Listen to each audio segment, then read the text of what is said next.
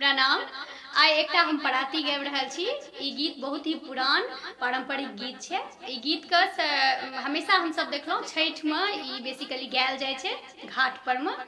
वएह गीत के हम आइ गबै के प्रयास कर रहल छी। किछु त्रुटि होय तऽ क्षमा करब। राते सखी सपना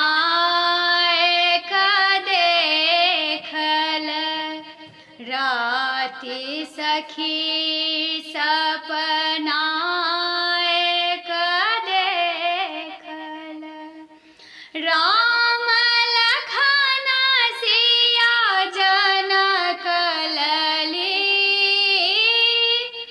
राम लखन सिया जनक लली राते सखी सपना देखल राम लखन सिया जनक लली राम लखन सिया जनक लली नाक नथुनी कान कुंडल नाक नथुनी कान कुंडल देखल कारी केश कमर खसी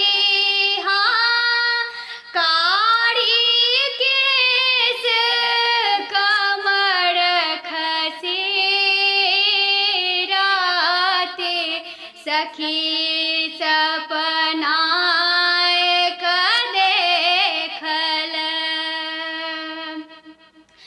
राते सखी सपना देखल राधा कृष्ण रुक्मिणी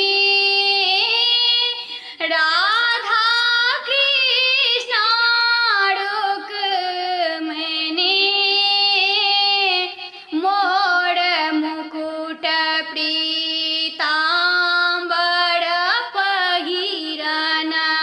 मोर मुकुट पीताम्बर पहिरन पैर पजनिया झनक रही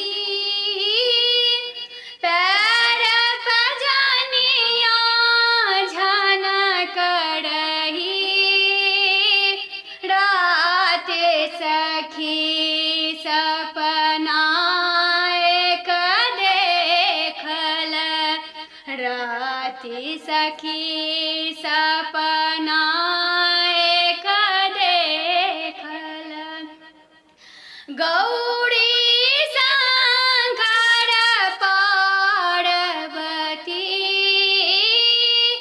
गौरी शंकर पार्वती बाघ बघाम्बर पहिरन ओढ़न बाघ बघाम्बर पहिरन ओढ़न गोद में गणपति खेला रही